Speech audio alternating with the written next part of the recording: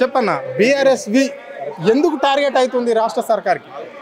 వాస్తవంగా తెలంగాణ రాష్ట్రంలో గ్రామాన విద్యార్థులు యువకులు కాంగ్రెస్ ప్రభుత్వం చేస్తున్నటువంటి అరాచక పాలనను ఎప్పటికప్పుడు గ్రామ స్థాయిలో సోషల్ మీడియాలో యాక్టివ్గా చేయడం జరుగుతూ ఉంది.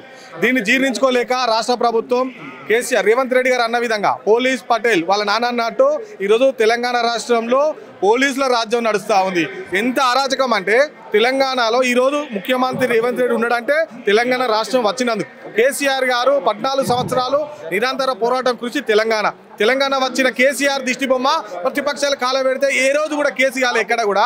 కేవలం రేవంత్ రెడ్డి మన గౌరవ కేటీఆర్ గారి మీద అక్రమ కేసులు బనాయిస్తూ నోటీసులు ఇచ్చినందుకు ఏసీబీ నోటీసులు వ్యతిరేకిస్తూ పెద్దపల్లి జిల్లా ఓదెల మండల కేంద్రంలో బీఆర్ఎస్ యూత్ ఆధ్వర్యంలో పెద్ద ఎత్తున ఆందోళన కార్యక్రమం చేసి ముఖ్యమంత్రి రేవంత్ రెడ్డి దిష్టి బొమ్మ దానం చేస్తే 14 మంది మీద అక్రమ కేసులు బనాయించినటువంటి ప్రభుత్వం ఈ రేవంత్ రెడ్డి ప్రభుత్వం. ఇంత భయం ఎందుకు? ప్రభుత్వాన్ని ప్రశ్నిస్తున్నందుకు కేసులు పెట్టడం కాదు, నువ్వు చేయాల్సిన పని ప్రజలకు చేయాల్సిన పనులు చేస్తే యువకులందరూ కూడా సైలెన్స్ ఉంటారు. ప్రభుత్వంలో అక్రమ అరెస్టులు కానీ అక్రమ కేసులు పెడితే మాత్రం తీవ్రంగా ఖండిస్తామని చెప్పి ఈ సందర్భంగా తెలియదు. రైట్, చెప్పండి తమ్ముడు, ఎందుకు మరి ఇంత ఈ టార్గెట్ ఎందుకు అవుతున్నారు? ఇట్లా విద్యార్థులే ఈ సర్కార్ టార్గెట్ ఏంటి? మరి విద్యాశాఖ ముఖ్యమంత్రి చేతిలో ఉన్నది అంటే విద్యా సమస్యల మీద అడిగినందుకైనా టార్గెట్, లేకుంటే ప్రజల సమస్యలను అన్ని లేవనెత్తినందుకైనా ఇక్కడ బీఆర్ఎస్కి సంబంధించిన విద్యార్థి నాయకులను కేసులు పెడుతుంది రాష్ట్ర సర్కార్?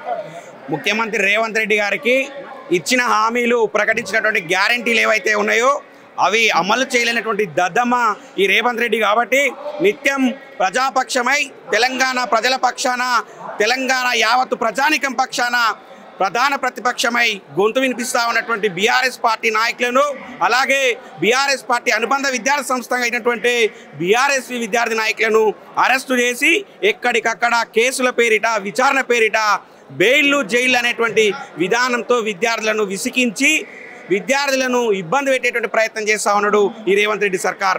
రేవంత్ రెడ్డి గారు మీరు గుర్తుపెట్టుకోండి, తెలంగాణ రాష్ట్రం అంటేనే ఉద్యమాల నుండి తెలంగాణ అస్తిత్వం కోసం తెలంగాణ ఆత్మగౌరవం కోసం 14 ఏళ్ళు సాగినటువంటి పోరాటం ఉన్నది. తెలంగాణ అంటేనే పోరాటానికి ప్రతీక అనే విషయాన్ని కూడా రేవంత్ రెడ్డి గారు గుర్తుపెట్టుకోవాలి.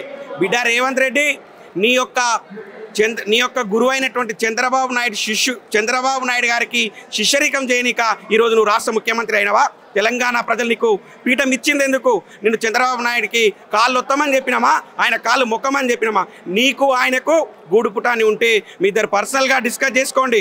రాష్ట్ర ప్రయోజనాలను తెలంగాణలో గోదావరి జలాల యొక్క వాటాను కూడా రేవంత్ రెడ్డి గారు మీరు దారాదత్తం చేస్తే ఊరుకునే లేదు బిడ్డ. గుర్తుపెట్టుకో, ఇది తెలంగాణ రాష్ట్రం.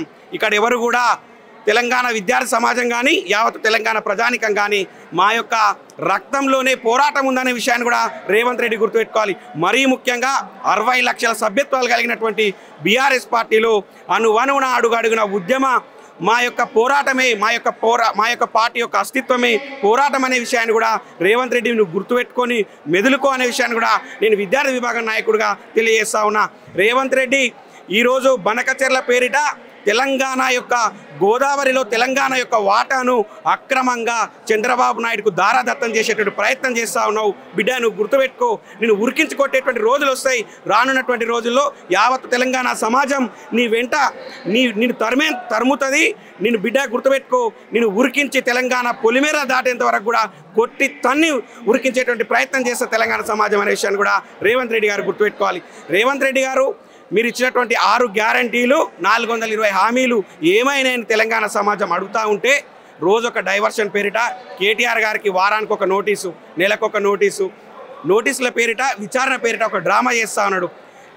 మా పార్టీ నాయకులు కేటీఆర్ గారిని హరీష్ అన్న కానీ ఏదో ఒక సమస్య మీద ఎక్కడో మీటింగ్ పెడితే వారికి ముందు రోజు నోటీసులు ఇచ్చి ఒక విచారణ పేరిట తెలంగాణ ప్రజల యొక్క మతిని డైవర్ట్ చేసేటువంటి ప్రక్రియలో భాగంగా ఆ యొక్క విచారణ కేసులు అనే విషయాన్ని కూడా యావత్ తెలంగాణ సమాజానికి తెలిసిందే. మీరు గుర్తుపెట్టుకోవాలి, రేవంత్ రెడ్డి గారు యావత్తు తెలంగాణ సమాజాన్ని మీరు వంచి 6 గ్యారంటీల పేరిట 420 హామీల పేరిట మీరు చేసినటువంటి మోసం మీరు చేసినటువంటి కుట్ర తేట తెల్లమైంది. యావత్తు తెలంగాణ సమాజం తెలుసుకున్నది. బిడ్డ మీకు ముందున్నది ముసళ్ళ పండుగ అనే విషయాన్ని కూడా రేవంత్ రెడ్డి గారు గుర్తుపెట్టుకోండి. పాలన చేయమని మీకు పగ్గాలపై చెప్తే ప్రజలంతా మీ వెంట నడిస్తే మీరు ఈరోజు చేస్తున్నటువంటి విషయం ఏంది, మీరు చేస్తూ ఉన్నటువంటి సన్నివేశాలు ఏందనే విషయాన్ని కూడా తెలంగాణ సమాజం తెలుసుకున్నది. 10 ఏళ్ల కేసీఆర్ పాలనలో ఎక్కడా కూడా విద్యార్థుల సమస్యలు కానీ ఎక్కడా కూడా విద్యార్థుల చావులు కానీ చూసినటువంటి సందర్భాలు లేవు. కానీ ఈరోజు దాదాపు 1000 మంది విద్యార్థులు చచ్చిపోయినటువంటి సందర్భం కనిపిస్తూ ఉన్నది. నిత్యం ఏదో ఒక ప్రాంతంలో, ఏదో ఒక జిల్లాలో, ఏదో ఒక ప్రాంతంలో విద్యార్థులు రోడ్డెక్కుతా ఉన్నటువంటి దాఖలాలు కూడా మనకు కనిపిస్తూ ఉన్నాయి. రేవంత్ రెడ్డి గారు మీరు గుర్తుపెట్టుకోండి, విద్యార్థుల సమస్యల కోసం, తెలంగాణ ప్రాంత సమస్యల కోసం బీఆర్ఎస్ పార్టీ నిరంతరం యుద్ధం కొనసాగిస్తూనే ఉంటుంది. నీ యొక్క అరాచక పోకడలను, నీ యొక్క రాచరిక పోకడలను, నీ యొక్క బానిసత్వ పోకడలను బంద్ చేసి నిన్ను బొందబెట్టేంత వరకు కూడా మా పార్టీ పోరాడుతుందనే విషయాన్ని కూడా గుర్తుపెట్టుకోవాల్సిందిగా విజ్ఞప్తి చేస్తా ఉన్నాం. చెప్పండి బ్రదర్, ఇక్కడ విద్యార్థులకు ఇస్తున్న, నిరుద్యోగులకు ఇస్తున్న ఉద్యోగాల ముచ్చట ఏంటి, మరి ఎంతవరకు వచ్చింది రాష్ట్రంలో? ఇప్పటి వరకు మనకు కాంగ్రెస్ ప్రభుత్వం అనేది అధికారంలోకి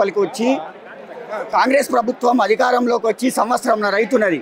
అమలు కానటువంటి 420 హామీలను ఇచ్చి కేవలం ప్రజల్ని మభ్యపెట్టి మాత్రమే ప్రభుత్వం ఈరోజు గద్దెనెక్కింది. సో ఇప్పటి వరకు కాంగ్రెస్ ప్రభుత్వం చెప్పినటువంటి ఏ ఒక్క హామీని కూడా సంపూర్ణంగా అమలు చేయలేదు. కేవలం ప్రజల్ని పెట్టడానికి మాత్రమే ప్రయత్నాలు చేస్తుంది.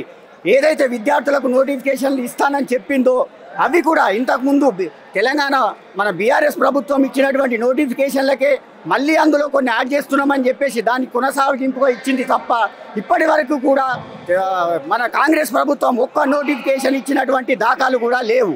అదేవిధంగా రైతులకు కూడా అమలు కానటువంటి హామీలను ఇచ్చి ఈరోజు అధికారంలోకి వచ్చినటువంటి ప్రభుత్వాన్ని ఖచ్చితంగా ఈ రైతులు వచ్చేటటువంటి ప్రజాక్షేత్ర తీర్పు లోపల ఆ పొలాల లోపలనే ఈ కాంగ్రెస్ ప్రభుత్వాన్ని బొందబెట్టే రోజులు అనేటటువంటి దగ్గర లోపలనే ఉన్నాయి. ఈరోజు మేము ఈ మీడియా సమక్షం లోపల మాట్లాడుతున్నాం. ఏ ఒక్క కాంగ్రెస్ మంత్రి కానీ ఎమ్మెల్యేలు కానీ గ్రామాల లోపలికి వెళ్ళి ప్రజల ముందు మాట్లాడేటంత ధైర్యం వీళ్ళకు ఉన్నదా? ప్రజల లోపలికి వెళ్ళి ఈరోజు మా పరిపాలన ఎలా ఉన్నది అని చెప్పి మాట్లాడేటంత ధైర్యం ఉన్నదా? వీళ్ళ దగ్గర లేదు. ఇంతకు ముందు ఉన్నటువంటి మన బీఆర్ఎస్ ప్రభుత్వానికి కానీ ఈ ప్రభుత్వానికి తేడా ఏందనేది మనం ప్రజాక్షేత్రం లోపల మీరు క్లియర్గా ప్రజలను అడిగితే వాళ్ళే తీర్పిస్తారు.